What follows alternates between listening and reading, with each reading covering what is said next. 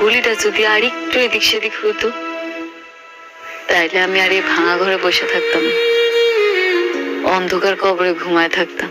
বৃষ্টি আর কখনোই এমনটা করতে পারবে না। ওকে আমি স্পষ্ট করে বলে এসেছি, ওর যদি ন্যূনতম জ্ঞান থাকে এই ভুলটা আর কখনোই করবে না। বৃষ্টি আমার এত ঘৃণা করে কেন বলতে পারবেন? আমি ওর কি ক্ষতি করছি? যেদিন আমি দেখলাম বৃষ্টি আপনার দ্বিতীয় স্ত্রী, সেদিন চাইলে কিন্তু আমি সবকিছু বলতে পারতাম। আমি কিচ্ছু বলি নাই। আমার বুকের ভিতর পাথর দিয়ে সব সহ্য করে নিছি। ওরা আপনারা আমার কাছ থেকে কায়রা নিছে। আমি তোর কোনো ক্ষতি করি নাই, তাহলে আমি কেন ওর পথের কাটা হয়ে দাঁড়ালাম কইতে পারবেন? দুনিয়ায় সব মানুষ তো আর এক হয় না।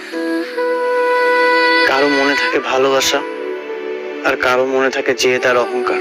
আপনি ঠিকই কইছেন, অহংকার। অহংকারী মানুষের অন্ধকার দিকে ঠেলা দেয়।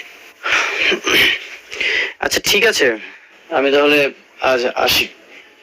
খান, কই যাবেন আপনি?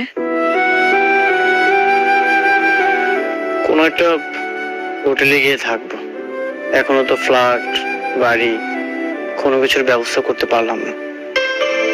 কেন হোটেলে গিয়ে থাকবেন কেন? আপনি চাইলে আপনার বাড়িতে গিয়ে থাকতে পারেন।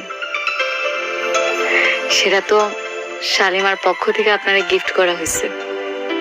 আপনি একটাবার শুধু যান, রাতুল আর চাচা চাচির ঘাট ধাক্কা দিয়ে বাড়ি করে দিবে। আপনার বাড়িতে শুধু আপনিই থাকবেন। কারো দয়া আর করুণার প্রাসাদে থাকার চেয়ে নিজের যোগ্যতায় ফুটপাতে ঘুমানো অনেক ভালো।